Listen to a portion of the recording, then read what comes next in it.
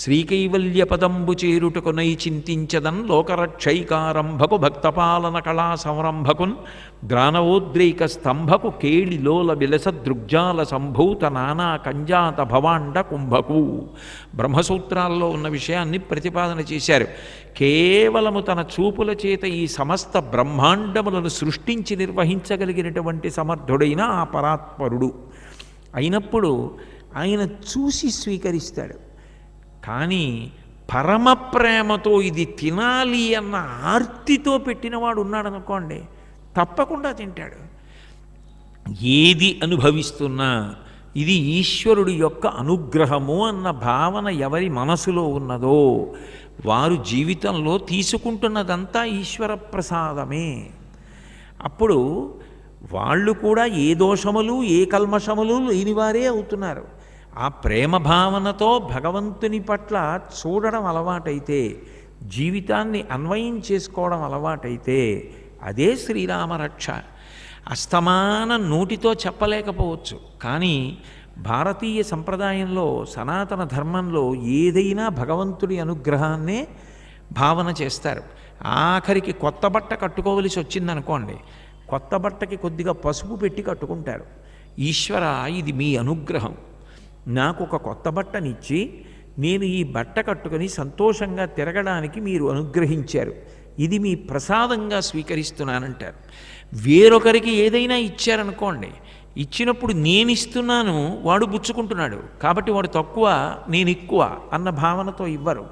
ఇక్కడ నాకు ఏదైనా ఉండొచ్చు కాక అసలు పుచ్చుకునే రూపంలో విష్ణువు రాకపోతే, వచ్చినవాడు విష్ణువు దీని కొరకు వచ్చాడు అంటే పుచ్చుకోవలసిన అవసరమున్నవాడి రూపంలో వచ్చి పుచ్చుకుని, ఇక్కడ నా దగ్గర ఉన్నది నేను ఇవ్వకపోతే నా శరీరం పడిపోయిన తర్వాత ఇక నాతో రాదది, ఇక్కడే ఉండిపోతుంది. కానీ ఇక్కడ నేను ఇచ్చినదేదో అది పుణ్యంగా మారి నాతో వస్తోంది. పుణ్యంగా మార్చి నాకు ఉత్తర జన్మలలో సుఖాన్ని కల్పించడానికి శ్రీ మహావిష్ణువే నా ఎదురుగుండా వచ్చి నిలబడ్డారు. కాబట్టి పుచ్చుకుంటున్నవాడు నన్ను అనుగ్రహిస్తున్నాడు. ఇచ్చి నేను కాదు గొప్పవాణ్ణి, పుచ్చుకుని ఆయన నాకు పుణ్యాన్ని కట్టపెట్టి ఈ జన్మకి కాదు రాబోయే జన్మలలో జీవుడికి అనుగ్రహాన్ని కటాక్షిస్తున్నాడు. కాబట్టి ఆయనకి నేను నమస్కారం చేస్తాను. అందుకే మీరు చూడండి, సనాతన ధర్మంలో ఇచ్చినవాడు పుచ్చుకున్నవాడి కాళ్ళు కడిగి గౌరవించి నమస్కరించి ఇస్తాడు. చక్రవర్తి అంతటి వాడు 3 అడుగుల నేల దానం చేయవలసి వస్తే వామనమూర్తికి విప్రాయ ప్రకట వ్రతాయ భవతే విష్ణుస్వరూపాయతే తత్ప్రామాణ్య విధే త్రిపాదస్య ధరణిం దాస్యామి యంచున్ క్రియాక్షిప్రుండై ధనుజేశ్వరుండు వడుగున్ చేసాచి పూజించి బ్రహ్మప్రీతం అని ధారబోసె భువనం ఆశ్చర్యమం పొందగాన్. బలిచక్రవర్తి అంతటి వాడు వామనమూర్తికి 3 అడుగుల నేల దానం చేసినప్పుడు ఆయన కాళ్ళు కడిగి, రమ్మా మానవకొత్తమ లిమ్మా నీ వాంఛితమ్ము లేదనకిత్తున్ రమ్మా అడుగుల ఇటురా నిమ్మా కడగంగ వలయు నీటికి తడయం అని కాళ్ళు కడిగి చేతులలో నీటిధార విడిచిపెట్టి బ్రహ్మప్రీతం అని ధారపోసె భువనం ఆశ్చర్యమం పొందగాన్. తాను అనుభవించిన భగవంతుని యొక్క ప్రసాదంగా, తాను ఒకరికి పెట్టినా భగవంతుని యొక్క ప్రసాదంగా, అంతే తప్ప నేను ఇస్తున్నాను అనేటటువంటి అహంకారంతో ఇవ్వడం అన్న మాటే ఉండదు.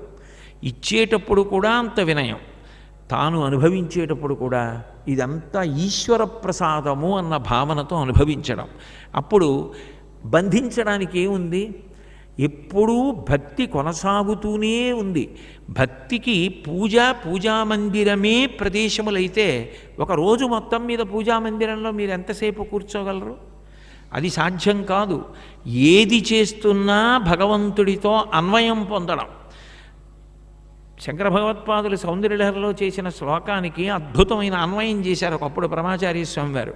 జపో జల్ప శిల్పం సకలమపి ముద్రా విరచన గతి ప్రాదక్షిణ్యా క్రమణమశనాత్యాహుతి విధి ప్రణామ సంవేశ సుఖమఖిలమాత్మార్పణ దృశా సపర్యాపర్యాయ స్తవ భవతు ఎన్మే విలసితం అంటారు. నేను మాట్లాడిన మాటలన్నీ కూడా పరదేవతానుగ్రహం, అందుకని మంత్రములగుగాక. 84 లక్షల జీవరాశులలో మాట్లాడగలిగినటువంటి ప్రాణి మనుష్యుడొక్కడే. అమ్మవారు నాకు మాట్లాడగలిగిన శక్తినిచ్చింది, కాబట్టి నా మాట ద్వారా నేను ఎప్పుడూ ఎవరిని బాధ పెట్టడం కానీ చిన్నపుచ్చడం కానీ చెయ్యను. ఇది నాకు అమ్మవారిచ్చిన శక్తి అని ఎవడు భావన చేసి మాట్లాడుతున్నాడో, అమ్మవారిచ్చినటువంటి ఆ వాగ్వైభవాన్ని అంత జవాబుదారీతనంతో వాడుకుంటున్నాడో, వాడి వాక్కులన్నీ మంత్రములే. ఎవరు తినేటప్పుడు నేను తింటలేదు, ఈ పదార్థాన్ని పృథ్వీలోంచి నాకు అందించినటువంటి వాడు పరమాత్మ, దాన్ని పచనం చేయడానికి నిజానికి అగ్నిహోత్రుడంతటి వాడు పాచకుడుగా నా ఇంటికి రావడమా సాధ్యమా? నాకు హవ్యం వహతి దేవానాం కవ్యం కవ్యాసినామపి పాకంచ కురుతే వహ్ని శంకరశైవ శాసనాత్ అంటారు లింగపురాణంలో. అగ్నిహోత్రుడు వచ్చి నాకు వంట చేసి పెట్టి పదార్థాన్ని పచనం చేసి రుచి వచ్చేటట్టుగా చేశాడు అంటే అది ఈశ్వరానుగ్రహం. అందులో రుచిని పెట్టి దాన్ని నేను భోగం అనుభవించడానికి నాలుక మీద రసాంకురములను పెట్టి రుచి చూసి ఆనందం అనుభవించగలుగుతున్నానంటే ఈశ్వరుడు పెట్టిన వ్యవస్థ. లోపలికి వెళ్ళిపోయినటువంటి పదార్థం పప్పు, కూర, పులుసు, పచ్చడి కక్కితే నేనే తినను.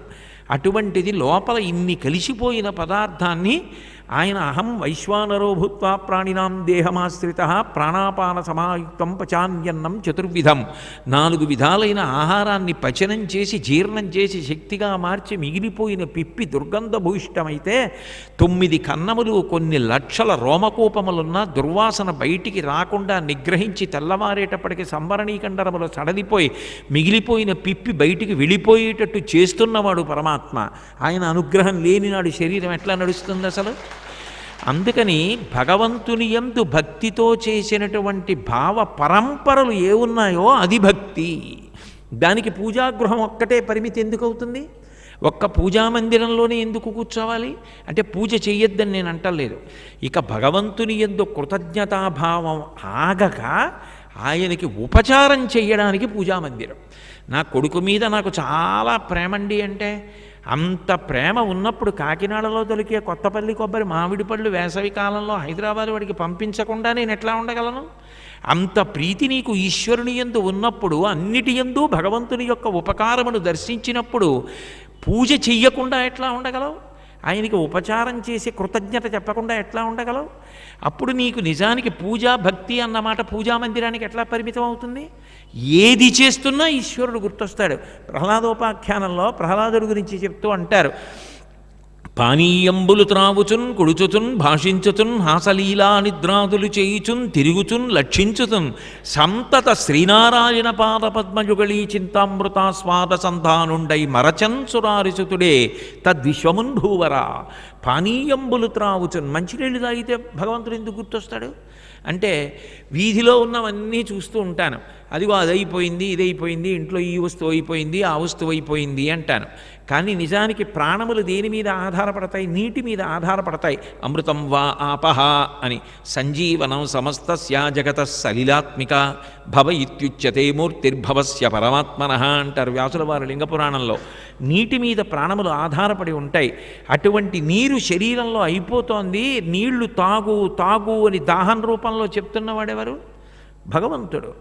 త్రాగితే నీరు చాలా తొందరగా ప్రాణములను నిలబెట్టడానికి కడుపులోకి చేరుకోవాలి. నీటికి ధర్మం ఏమిటి? పల్లానికి వెళ్ళాలి. కడుపు పైకి తల కిందకి భగవంతుడు పెట్టుంటే అట్లా కాకుండా ఎంత దయాళువు, కడుపు కిందకి తలపైకి పెట్టి తాగిన నీళ్లు వెంటనే కిందకి వెళ్ళిపోయేటట్టు చేస్తున్నాడే. నీరు పల్ల మెరుగు నిజము దేవుడెరుగు. నీరు కిందకి అగ్ని కిందకే వెడితే అగ్ని ఎలా రగులుకుంటుంది? వంట ఎలా చేస్తాం? అగ్ని పైకి లేవాలి, నీరు కిందకి వెళ్ళాలి.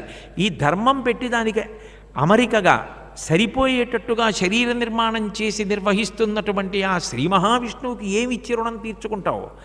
కాబట్టి ప్రహ్లాదుడికి ఏది చేసినా భగవంతుడు గుర్తొచ్చేవాడు. అది భక్తి తప్ప ఏదో ఒక్క పూజామందిరంలోకి వెళ్ళినప్పుడు మాత్రమే నాకు భగవంతుడి జ్ఞాపకానికి వస్తాడు కానంటే మిగిలిన సమయాల్లో భగవంతుడి జ్ఞాపకానికి రావడానికి అవకాశం ఎక్కడుంటుందన్నమాట అన్వయం అయ్యే అవకాశమే లేదు. ఎప్పుడూ జ్ఞాపకం వస్తాడు ఆ భక్తి ఉన్నవాడికి. అదిగో అటువంటి స్థితి కలిగి ఈశ్వర ప్రసాదంగా దేన్నైనా అనుభవిస్తున్నవాడెవరో వాడి యందు కల్మషములు ఉండే అవకాశం ఎక్కడుంది? విషంతో పాలిచ్చినదే కల్మషరహితమైపోతే ప్రేమతో అన్నీ భగవత్ప్రసాదమని అనుభవిస్తున్నవాడు చిట్ట చివరికి కష్టమే రానివ్వండి. ఏ జన్మలో ఎంత పాపం చేశానో ఇక్కడతో తీసేశాడు. కానీ ఈశ్వర నీ పాదముల యందు భక్తి మాత్రం తొలగిపోకుండా చూడు.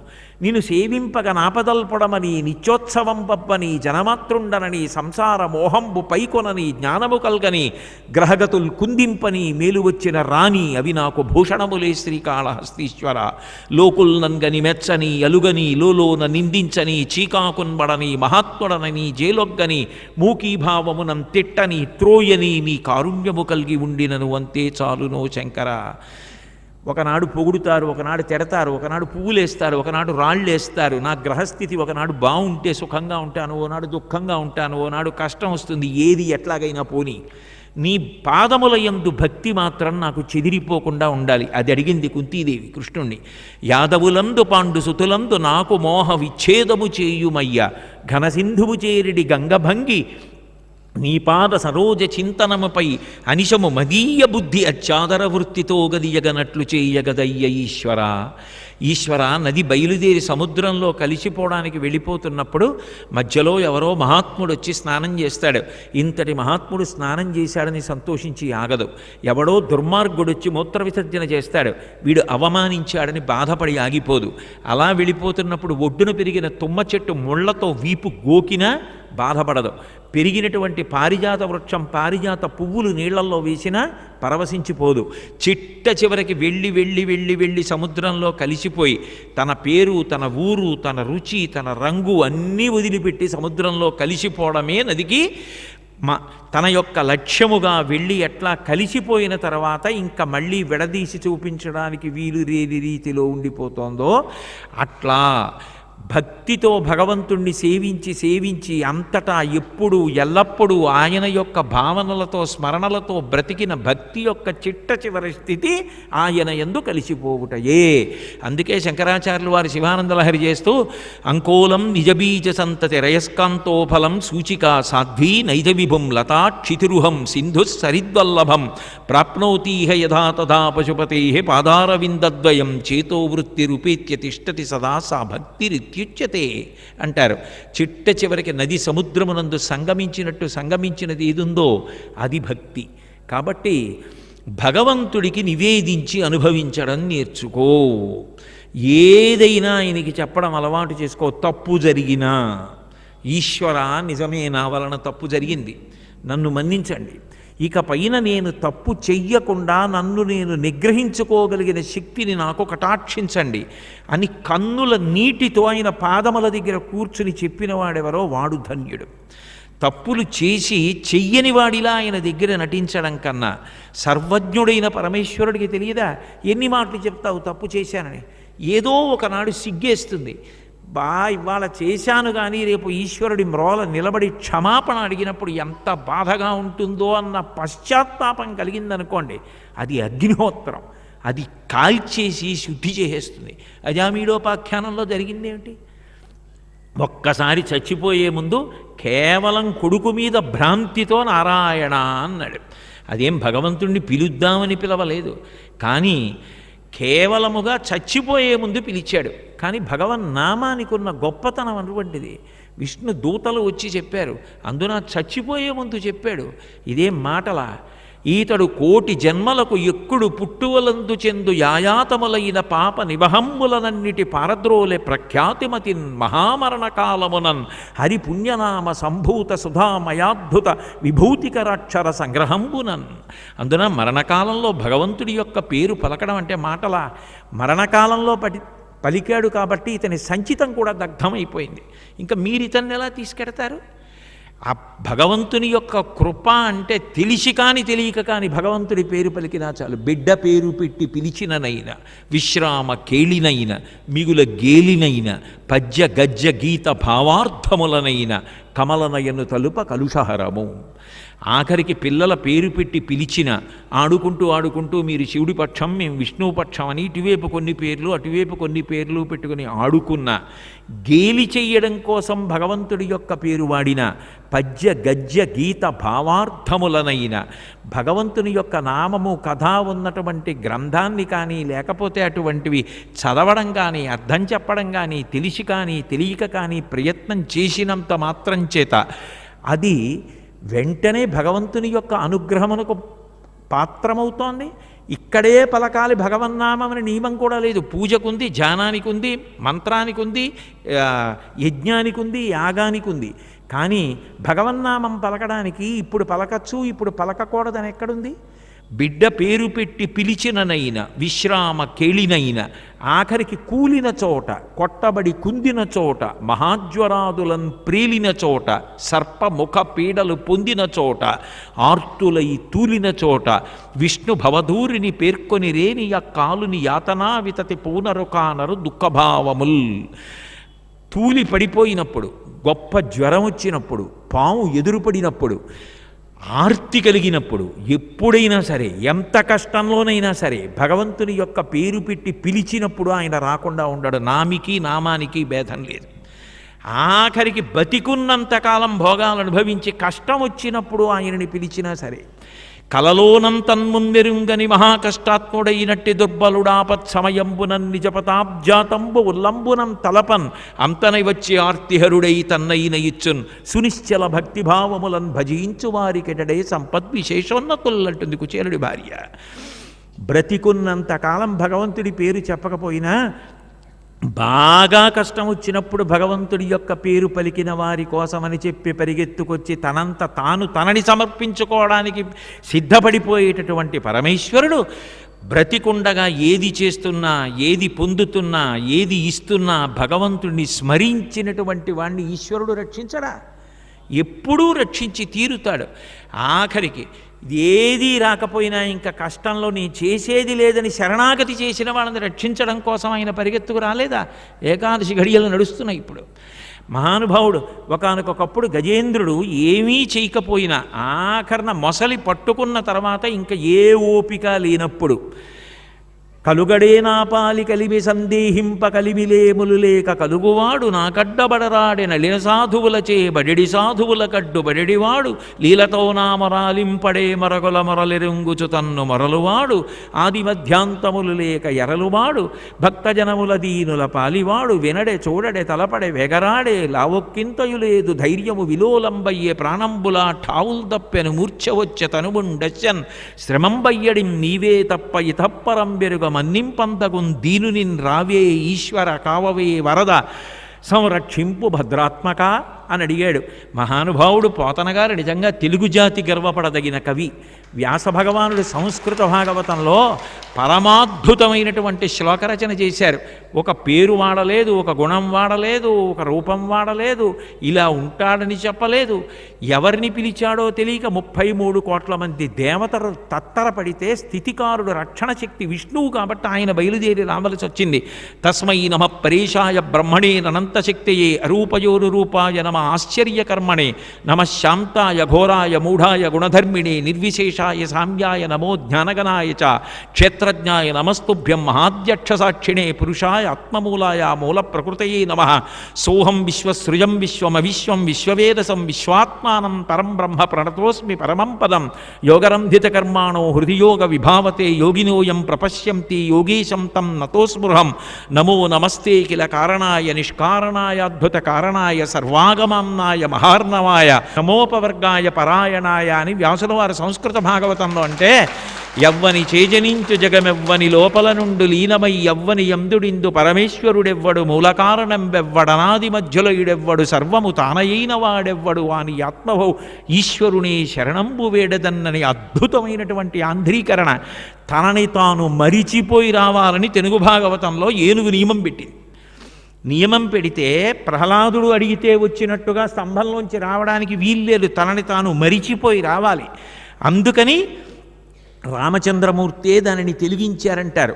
అల వైకుంఠపురంబులో నగరిలో ఆమూల సౌధంబుదాపల మందారవనాంతరామృతధర ప్రాతేందు కాంతోపలోత్పల పర్యంకరమా వినోదియగు ఆపన్న ప్రసన్నుండు విహ్వల నాగేంద్రము పాహీ పాహీయన కుయ్యాళించి సంరంభియై సిరికింజెప్పడు శంఖచక్రయుగముంచేదో ఈ సంధింపడే పరివారంబును జీరడ భ్రగపతిన్ మన్నింపడాకర్ణికాంతరథంబిల్లము చక్కనొత్తడు వివాద ప్రోద్ధిత శ్రీ కుచోపరి చేలాంచలమైన వీడడు గజప్రాణావనోత్సాహి తన వెంటన్ సిరిలచ్చి వెంట నవరోధవ్రాతమున్ దాని వెనుక పక్షీంద్రులను ధను కౌమోదికి శంఖచక్ర ఇకాయంబును నారదుండు ధ్వజనీకాంతుడు తావొచ్చి రొయ్యన వైకుంఠపురంబునన్ కలుగువారాబాల గోపాలమున్నని అంతకాలం బ్రతికి ఉన్నప్పుడు ఆయన చేసినది ఏమీ లేదు.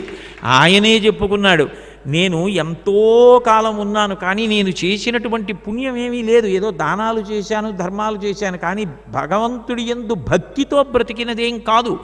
అయినా మొసలి కాలు నలిపేస్తుంటే ఇంకా ఓపిక పోయి చనిపోయే ముందు నియమం పెట్టి నువ్వు ఇలా రావాలి, నిన్ను నువ్వు మరిచిపోయి రావాలంటే మరిచిపోయి వచ్చి రక్షించినటువంటి భగవంతుని యొక్క రక్షణ కన్నా గొప్ప రక్షణ శక్తి లోకంలో ఏముంటుంది?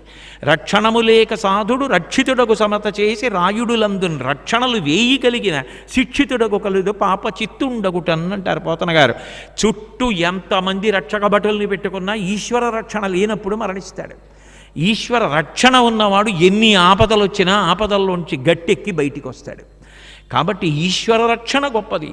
దానికి నిరంతర ఈశ్వర స్మరణ ప్రేమతో ఏది జరుగుతున్నా ఇది ఈశ్వరుని యొక్క అనుగ్రహము.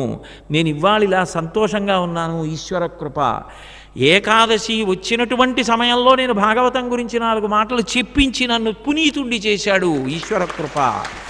ఆ సమయంలో పోతన గారు నమ్మినట్టు శివకేశవ అభేదంగా ఇటు రామచంద్రమూర్తి అటు పరమశివుడు ఉన్నటువంటి క్షేత్రంలో కూర్చుని భాగవతం విన్నాను. ఈశ్వర కృప, ఏది జరిగినా ఈశ్వర కృప అన్న భావన కలిగి ఉన్ననాడు ఆయన ఎవరిని ఎందుకు రక్షించడు అది చెప్పడమే పూతన ఉపాఖ్యానమునందు ప్రతిపాదింపబడినటువంటి ప్రధానమైనటువంటి విశేషం. అటువంటి చిన్ని కృష్ణుడు ఒకానొకనాడు బోర్లగిలబడ్డాడు. తెలుగులో బోరగిలబడ్డాడు అంటారు కదా, బోర్లా పడ్డాడు అంటారు. పిల్లలు బోర్లా పడితే ఏదో చిన్న నాగుపామో త్రాచుపామో తల ఎత్తి చూస్తే ఎలా ఉంటుందో అలా ఉంటుంది. అది పెద్ద త్రాచుపామో పెద్ద నాగుపామో అనుకోండి, చాలా భయం వేస్తుంది. ఎందుకంటే అది అంతెత్తుని లేస్తుంది. అంతెత్తుని లేచినప్పుడు దానికి ఎంత దూరంగా ఉన్నా దూకి కరుస్తుంది. కానీ చిన్న త్రాచుపాం అనుకోండి, ఆ చిన్న త్రాచుపాం కొద్దిగానే పైకి లేస్తుంది పడగ. ఆ పడగ కొద్దిగా పైకి లేపి ఉంచినటువంటి చిన్న త్రాచుపాం ఎలా ఉంటుందో బోర్లా పడిన పిల్లలు అంత అందంగా ఉంటారు. తలొక్కటి కొంచెం పైకెత్తి చేతులు 2 కింద ఉంచుకొని కాళ్ళు ఇంకా పాకడం సాధన చేయడం కోసమని కొట్టుకుంటూ ఆ పొట్ట నేలకి తాకించి ఎంత అందంగా ఉంటారో చూస్తే ఏదో కదిలి అమ్మ దగ్గరికి వచ్చేయాలన్న ఆర్తిని ప్రకటిస్తూ అంత సంతోషం కనబరుస్తారు. అట్లా ఉన్నటువంటి చిన్ని కృష్ణుణ్ణి చూసింది యశోద. అబ్బా, నా కృష్ణుడు పెరుగుతున్నాడు, పెద్దవాడవుతున్నాడు, బోరగిలబడ్డాడు, నేను పేరంటం చెయ్యాలి, ఉత్సవం చెయ్యాలనుకుంది. బ్రాహ్మణుల్ని పిలిచింది, గోవుల్ని దానం చేసింది, దూడల్ని దానం చేసింది, బంగారం దానం చేసింది, నూతన వస్త్రాలు ఇచ్చింది, పేరంటాళ్ళని పిలిచింది, వాళ్ళందరికీ పసుపు కుంకాలు ఇచ్చింది, నూతన వస్త్రాలు ఇచ్చింది, భోజనాలు పెట్టింది. ఇన్ని చెయ్యడంలో చిన్ని కృష్ణుడి సంగతి మరిచిపోయింది. ఈలోగా ఆయన పడుకున్నటువంటి పాన్పుకి పక్కనే ఒక బండి ఉంది. వాళ్ళకి తెల్లవారి లేస్తే ఐశ్వర్యం అంతా బండి, పొలం, ఆవులు, దూడలు, పాలు, పెరుగు, నెయ్యి ఇవే. అందుకని బండి ఇంట్లోకే ఉంది. పూర్వం ఆ పెద్ద పెద్ద లోగిళ్ళు వాటిలోకే బండి కూడా వచ్చి ఉండేది. ఆ బండి లోపల ఉంది, ఆ పక్కనే ఉంది బండి. దానిని ఆవహించాడు ఒక రాక్షసుడు, శకటాసురుడు అంటారు. ఆ శకటాసురుడు అనేటటువంటి రాక్షసుడు ఆవహించి కృష్ణ పరమాత్మని సంహరించడానికి ప్రయత్నిస్తున్నాడు. ఆయన ఏదో నిద్రలోంచి మేల్కొని ఏడుస్తూ ఆకలేసి అమ్మ స్తన్యం కోరినటువంటి పిల్లవాడు ఎట్లా ప్రవర్తిస్తాడో అట్లా ప్రవర్తించాడు. అక్కడ ఆడుకుంటున్నారు కొంతమంది పిల్లలు. ఈలోగా ఆ ఆడుకుంటున్న పిల్లాడు పాల కోసం ఏడుస్తూ కాళ్ళెత్తడంలో పూల పొట్లం లాంటి ఆయన యొక్క కోమలమైన పాదం ఆ పక్కనున్నటువంటి బండికి తగిలింది.